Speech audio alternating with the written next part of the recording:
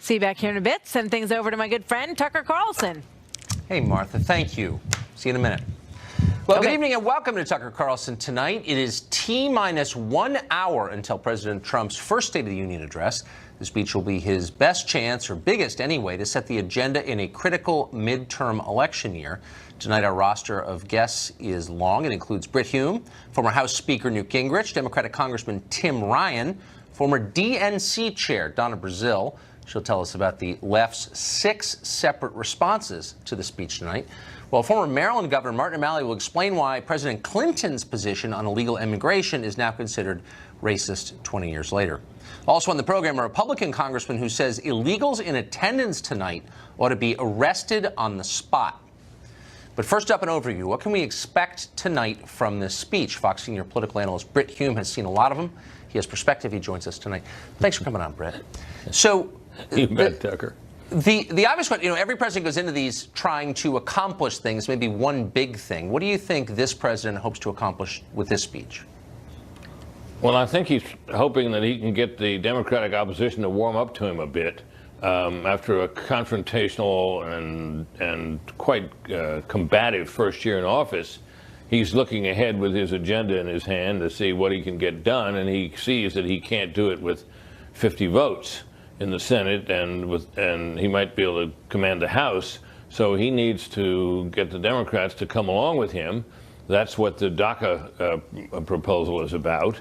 And so the tone, I think, will be different from what we heard in his inaugural address, more like what we heard in that speech he made to Congress last year, which was not officially a State of the Union address, but for all intents and purposes it was. Same setting, same audience, and so on. Same TV audience, one presumes. So I think that's what he's going to be trying to do. It's going to be interesting to see him do it because, being warm and cuddly and friendly and accommodating is not what he's famous for. No. So this will be very unlike the rallies he's been doing all year. Does he have any hope of winning any Democrats? Are they allowed to support him in any way now, do you think? Well, let's look first of all at the immigration issue, which I think is front and center now because we have deadlines coming up and so forth. We had a government shutdown over it just recently. I think, he's made what I think from the conservative side would be seen as a pretty generous offer, not only to legalize and provide a path to citizenship for the DACA group already here, but to all those who are eligible for that program who have not yet signed up for it. We're talking about well in excess of 1 million people. And for that, he wants a set of border and security measures, which Democrats do not like and are disinclined to give him. But if they want DACA enough, then he's got a real chance of getting enough to get it passed and call it a victory if he can tame a rebellion on his right, which is another issue he's going to have to deal with. So that's an example of the kind of thing he faces. Possible, but not easy. Not easy. So what do you think he can say tonight to at least lower the temperature on the left? So I guess he doesn't want the rage on the Democratic side to build to such a point that it creates a wave in the midterm. So what's the fastest way to decelerate? That's exactly right. That what I think he's understandably concerned about, and I would be too, were he or one of his advisors, is that the rage which you described translates into turnout. Yes. And the level of distaste for this president on the American left and to some extent on the American center is very high, and it would help him a lot if he could begin to diminish that. He's not going to win these Democrats over, so they're going to vote for him or vote for his party. But if he can reduce the level of their rage, he might be able to reduce the turnout in the midterm. And so, we'll probably see tonight a sunny and optimistic president. Yes, he'll boast about his achievements, and there are some certainly. And he will paint a rosy picture of the future and try to be sort of uplifting. And we'll see if he's able also to be generous in his gestures to the opposition. I think he's capable of it. It'll be interesting to see him do it. Yeah, he can. I think he can meet that. But thanks a lot for that. That was interesting. You bet. Immigration, clearly the dominant issue in the country right now, and it will be going into tonight's speech. Recently, Democrats have stepped up the intensity of their rhetoric. The latest, they're denouncing the term chain migration as, you may have guessed it, racist. Look what they're doing with family unification, making up a fake name, chain. They like the word chain. That sends tremors through people. I think a lot of President Trump's rhetoric is racist. When someone uses the phrase chained migration, it is intentional in trying to demonize families, literally trying to demonize families and make it a racist slur. It is not right. At least 24 Democratic congressmen, at least one Republican, have brought illegal immigrants to Capitol Hill to watch the speech tonight, sending the defiant message that American law is irrelevant even in the chamber where it's made. Congressman Tim Ryan is a Democrat from Ohio. His guest is an empty seat, and he's keeping it empty in honor of a constituent who has been deported. The congressman joins us tonight. Congressman, thanks for coming on. Thanks, Tucker. So your seat is empty in honor of one of your constituents who was deported, and you're trying to put a name and a face to his story, which I understand, to the issue. But I wonder if you'll consider a couple other names and faces. These are your constituents also. The first is Jordan Johnson from Austintown. He died in November of an OD. He was 27. He was a member of the Laborers Union in Youngstown, Local 125. He went to Fitch High School. He leaves behind his parents, 3 brothers, a sister, and a grandmother. Randy Steeler of Youngstown died in April. He was 55. He played guitar, rode his Harley. He spent 30 years as a truck driver. He was a Steelers fan. Those are names and faces, and I wonder why you're not keeping a seat open to honor them. Well, we've been trying to honor them with our work. If you're talking about the heroin epidemic that's been raging through places like Ohio and New Hampshire and West Virginia, we've been working real hard to get President Trump not just to declare it an emergency, but to put some real resources behind prevention and treatment. And what President Trump tried to do with his health care bill was throwing people off of health care so they would not have the opportunity to get the kind of treatment and recovery that they would need, Tucker. So you honor people through your actions, and yes. I want to honor Amr for sure. But there's Teamsters who aren't getting their pensions. Their pension's going to get cut in half. I want to honor them too. There's coal miners who have lost their pension. I want to honor them too. Well, there's a lot of people I think you should. I think you should to work on their behalf. I think you should, but you're not doing that tonight symbolically. And I agree with you, of course. Honoring someone is much more than leaving a seat open. But that's what you're choosing to do tonight. You have one seat open, and you're leaving it open for someone who's deported, not for the people losing their pensions or your constituents who've died, the thousands of them in Ohio who died last year of drug ODs, but for someone who was deported for fraud. Why is that? Hey, Tucker, you're talking about this issue. And so, therefore, this empty seat is already working because you're talking about a man who's been in this country for 40 years, American wife, 4 American daughters, paid taxes, was the first business person to move into downtown Youngstown when no one else would to start a business. And we've had a renaissance since then because of his investment. You think it's a good idea, with a case that has a lot of discrepancy to it, for this man not to have a fair hearing of the facts of the case, which is all we asked for? You think it's a good idea that he doesn't even get a fair hearing and he gets ripped from our community and his family? I'm not saying that. America's better than that, hold on, wait, slow down. I'm not saying that. And I have no trouble believing he was a great guy. I think a lot of immigrants, including those here illegally, a lot of them are great people and they work hard. And if they're deported, it's sad. But it doesn't answer the question that what do you do with people who are here illegally? You're a lawmaker. If you don't like the law, you have a chance to change it. You're arguing instead to ignore it. Why? No, I'm not arguing to ignore the law. Yes, you are. I was, in this particular case, I was asking for this man to have a fair hearing of evidence in his case that nobody has heard, that would allow him to assimilate into the country. Yes. And this issue we're dealing with DACA and with the Dreamers was not an issue until President Trump made it an issue. And let me just say one thing, Tucker. This is not an either or. I am for border security. I am for making sure we have enough border patrol to make sure drugs don't get in our country. I'm for throwing felons the hell out of the country.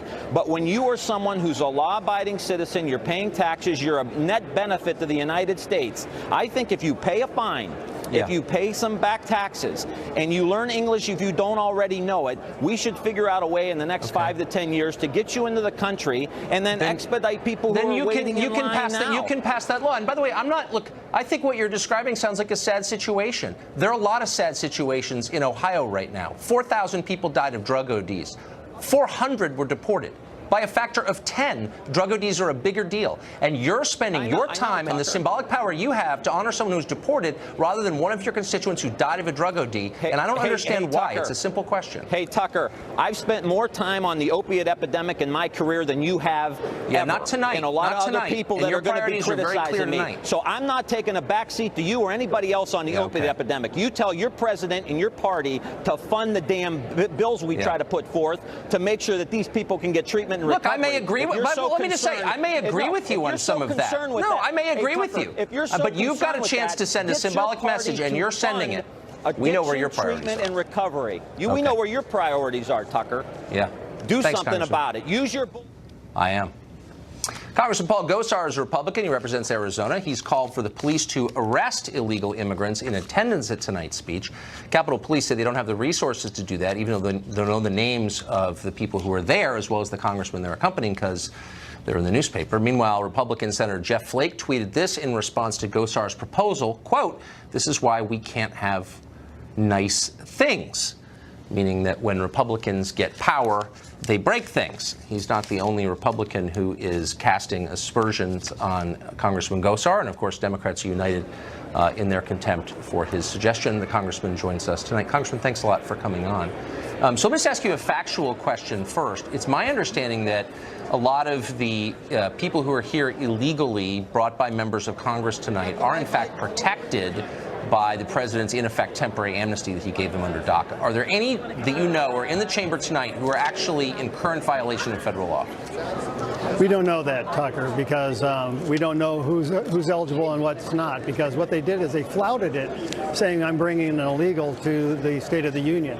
So it just behooves us to actually know exactly who they are and actually if they were carrying identification. So, I mean, I can't get in. I'm a member of the press for 25 years. I can't just kind of walk into the Capitol building without identification. Were they able to do that? Well, here's the deal, is members of Congress, they were utilizing their office to bring those people in, and it wasn't getting the proper scrutiny. You know, we had an outpouring from across the country saying, if I go anywhere, I need an ID. Yeah. In fact, yesterday, Congress actually said if you're going to start a bank account with your own money, you had to have a valid ID.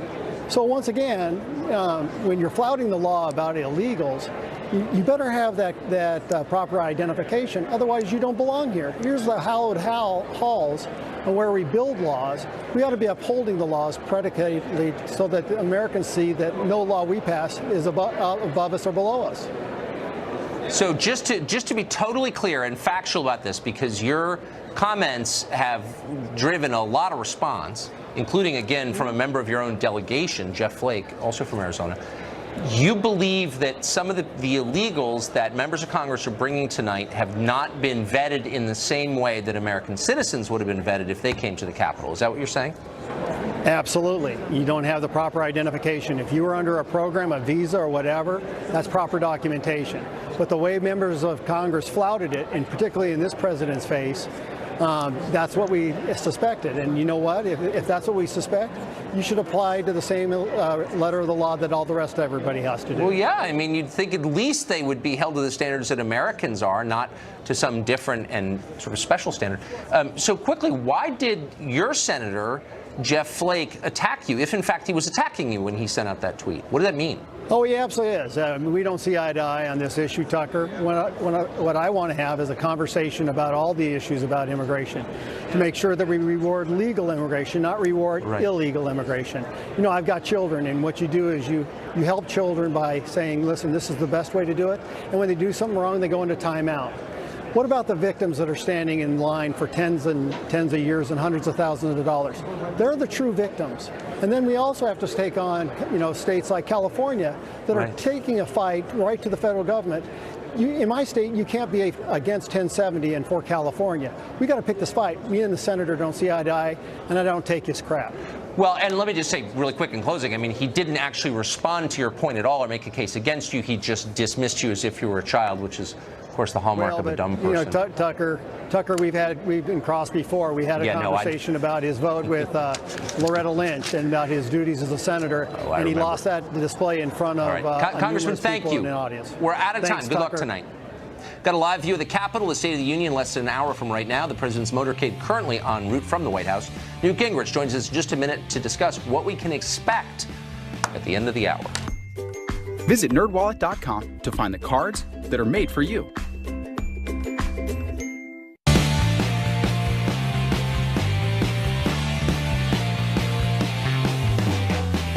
We made a mistake, and we're the first to correct them always. That was not the president's motorcade, but indeed the first lady's you saw a moment ago making its way to the Capitol. The president will be en route shortly. The Capitol gradually filling up in anticipation of the State of the Union, the president's first. The address is just over half an hour away. What can we expect from the president? What's he going to say? How does he connect to his supporters and the large pool of people who don't approve but are open-minded? Maybe not a large pool, but there are some. Former House Speaker Newt Gingrich joins us tonight, a very connected person. You are very connected. What do you think he's going to say, Mr. Speaker? Well, I think this is going to be a speech about America, about our identity as a country. I suspect he's going to talk as President of the United States, not the leader of the Trump faction. I think he's going to say legitimately that the economic policy is working and that people are already seeing it in their pocketbook in ways that are real and vivid and tangible. And I think he's going to call for a bipartisan effort to fix immigration, both in terms of the dreamers, but also in terms of protecting Americans from people who have been here illegally and who've committed crimes. And I think he has several guests. I mean, if you go down the list of who the guests are, he has several guests who had direct relationship to being attacked by MS-13, the El Salvadorian gang, other kind of problems. So I think it'll be a speech designed to set the stage for a year of trying to work on things. I mean, I think Trump understands that the next phase of where he's at is to find a way to do infrastructure that has to be bipartisan, find a way to get to a bipartisan agreement on immigration, but to do it within a framework that's his values and his beliefs. So you say he's going to talk about America as a whole country, not just a series of groups, it's not an identity politics vision. No, if you go back and you look at his inaugural address, which I think is really underestimated and understudied, he talked there about the fact that even at the level of eliminating racism by saying, look, we all bleed the same color blood. We're all related. He said, you cannot be a patriotic American and be a racist. I mean, and I think he will talk about America. I actually thought there was a pretty good preview in Davos, which I think surprised the global elite, because he was unapologetic, but he also wasn't hostile. He said, look, I'm for America first, and I expect Merkel's for Germany first. I am for creating a tax code and a regulatory code that says America's open for business. I hope all of you are going to come and open a factory. And I think that it's that sense of describing who we are as a country. You know, the tax cut, for example, we now have, I think, the lowest level of black unemployment. I think we tied one other time in the last 30 years. Well, that's a real tangible result. For sure. You know. His aides say he's not going to mention Russia. It's not in the text of the speech. Do you think he will not mention Russia for the course of the speech? If I'm guessing, this is a guess, because presidents can change things in the car on the way Even up. now, yeah. My guess is that they reached the conclusion that to have a single word about Russia in that speech guarantees that the New York Times and Washington Post headlines are only about that paragraph, and that they then get to avoid covering things. This is one of the greatest problems the administration has, that its messages have a half-life of a very short time because the elite media hates covering them. And I think actually the great challenge for the president is not tonight. My prediction is this will be a very successful speech. It will come across very well, and it will have a lot of things that most Americans, 60 or 70% of us, can identify with. The real challenge for him is going to be keeping momentum up tomorrow through Sunday and staying on these themes and not getting drug off by the news media, right, who want to put out some chum in the water and see if they can get Trump to go talk about something that's not productive. So really quick, you've seen a million of these speeches. You've been involved, I think, in the formation of some of them. How much of it is ad lib? Is every word the president speaks? Very small amount is ad lib for a speech that's this important. Now again, Bill Clinton one time was rewriting the speech in the car on the way up.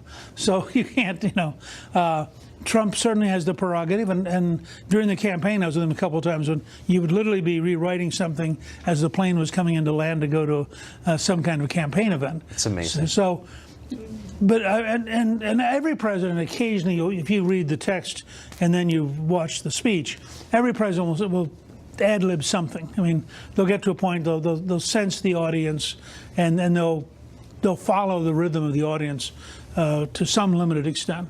But I think these things are pretty well thought of. Most presidential teams understand this is the biggest audience of the year for them. It's their best chance to reach people who normally will not watch them. And therefore, I think they try to think it through pretty carefully. Control it. Mr. Speaker, thank you for joining us. Good to be with you. Appreciate it.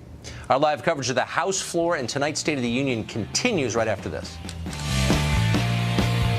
Many insurance plans cover Chantix for a low or $0 copay. Continuing to watch everything that's happening on Capitol Hill, the president will deliver his first State of the Union address of his presidency in just a few minutes.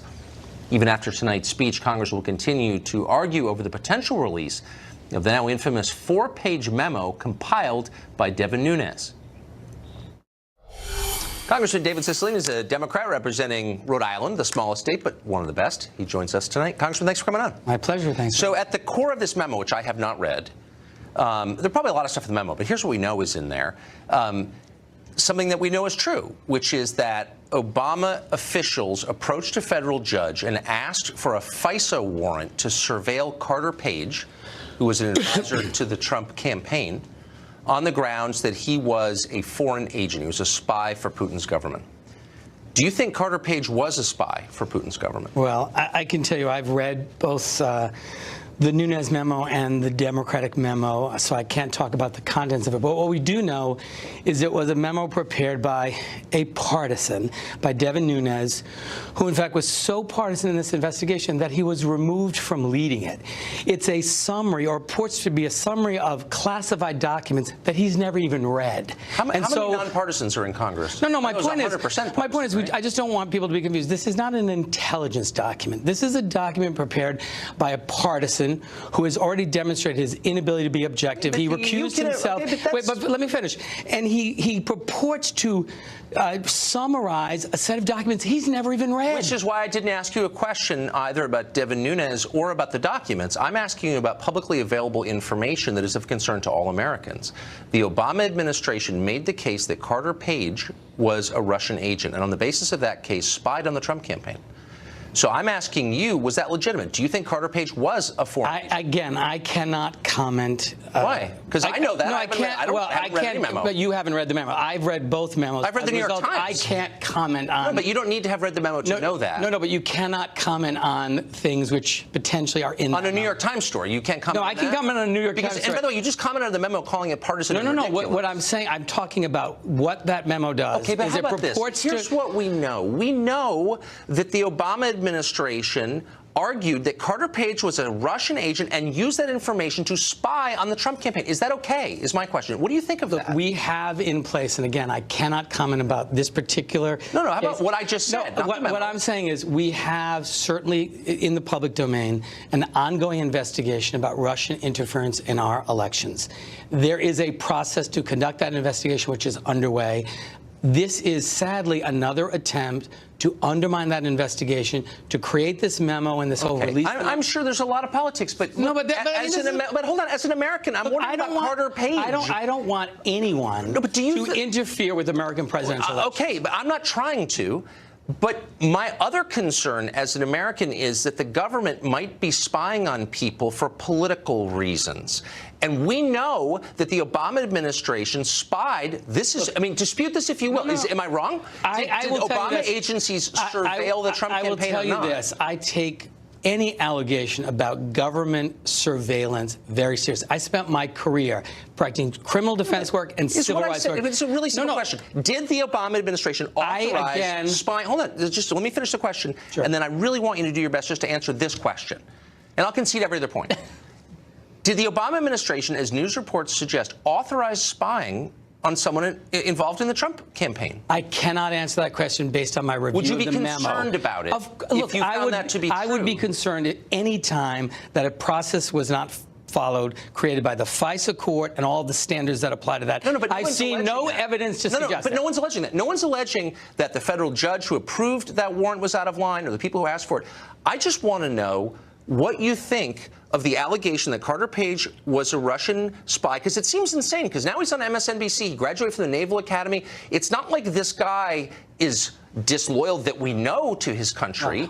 Again, we have lots of examples where the federal government conducts investigations, both counterintelligence and criminal investigations. That's an important part of what they do. But does it make you nervous of a political campaign? So like if, no, if it you doesn't found make me out nervous. that the Trump campaign because 3 years from now spies on the Kamala Harris campaign. Because it doesn't make me nervous, because I have confidence in the men and women, the professionals at the FBI who take their responsibilities seriously, who have a whole range of responsibilities to meet. There's oversight. So don't ask questions about the government. No, I'm not saying don't ask questions. Heroes. But what we're engaged on, sadly, what we're seeing now is just an ongoing effort to smear the FBI, to attack, not by you, I'm saying the Republicans in Congress. And the problem is, it's an effort to undermine this investigation, I think, to set the stage for the termination.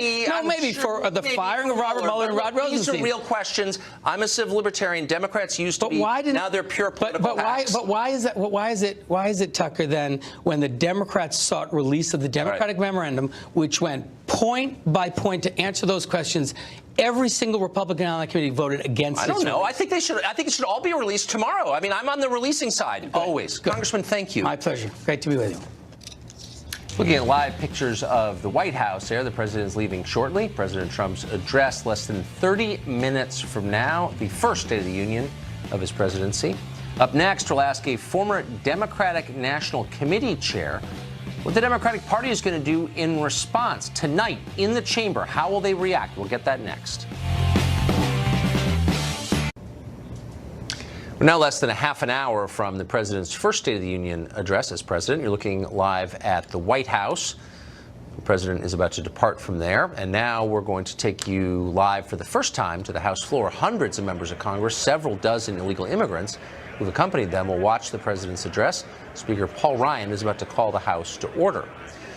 Will there be no fewer than 6 responses to the president's address from the left? One of them has already happened last night. Celebrities and activists, 2 categories that have become virtually the same, gathered in New York for the so-called People's State of the Union address. Here's part of it. As we seek to rid ourselves of Trump, we must also cleanse our American soul of its white male privilege, its voracious greed, and its enforced ignorance. Don't feel complacent about the Trump administration's dismal approval ratings right now until he and his whole racist crony cabinet are out of power. Donna Brazile was famously chair of the DNC during the 2016 election. She recently wrote and released a terrific book called Hacks about that race, and she joins us tonight. I just got to ask you, Donna, the first question. When people look at Michael Moore, do you think anybody says, I'm kind of on the fence, but that guy looks such a great guy, such a happy person. Whatever he's into, I'm going to be into. Well, you know what? Is there anyone who thinks that? You know, Tuck, I watched a little bit of it. It's like an old-time revival. Yes. I mean, the Democratic Party is going through a period where there's so much excitement. The resistance is getting stronger. And so to have people like Michael Moore and others, look, we cannot afford to get rid of anybody. We need more people. In fact, there's an opening for you, Tuck, if you want to come on over. Come because on. I listen to what your leaders say, and I'm excluded on the basis of things I can't control. Like what? Michael Moore has he has the same tools in his toolbox. Come on, okay. I don't need to open up your. So, but it's interesting. No, but there's a legitimate question here, which is: so the Democratic Party and the left is united in dislike of Trump. I understand that, and this has happened on the right too, with Obama or Clinton or whatever.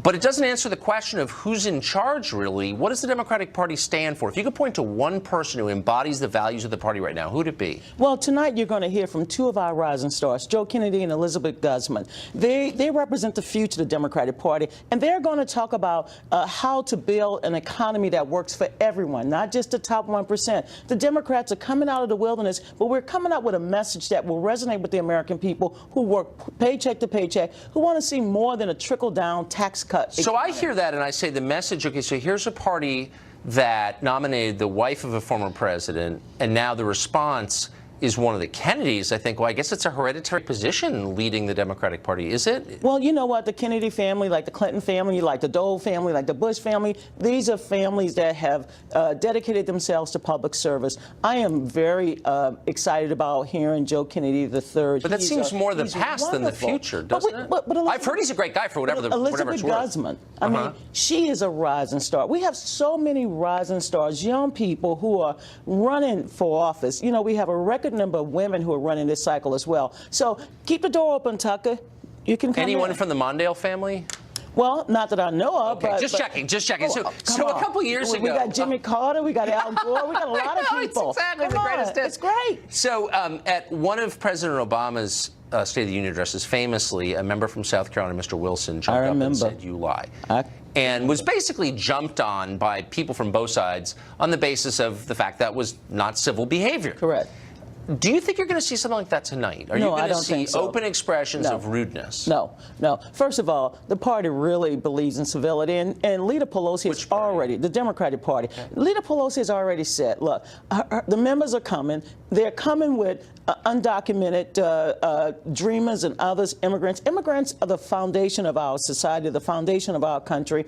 Many of the members are bringing their constituents to the State of the Union. The president will have a gallery full of people. This is a night for President Trump to pivot, to talk to all of the American people, not just his base. He has a unique opportunity to not just sell what he's accomplished, but to reach out to Democrats. Do you think illegal aliens, people who are non-citizens here illegally, are they part of the, quote, American people?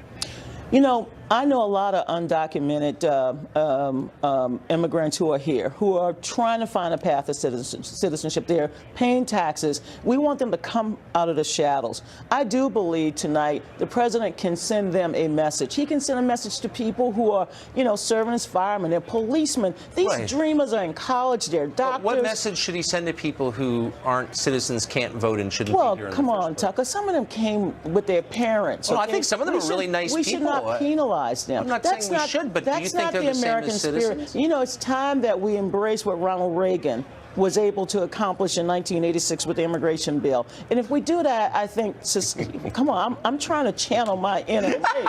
If we do that, the Democratic Party will rule until the sun goes dark. Well, we got a supermoon coming tomorrow. And Donna, we're out of time, but I love your way with words. Thank you for coming on tonight. It's always a pleasure to be with you. Hey, the door is open. You make a bitter medicine palatable, and I appreciate it. The door is open. I know it is. Not coming.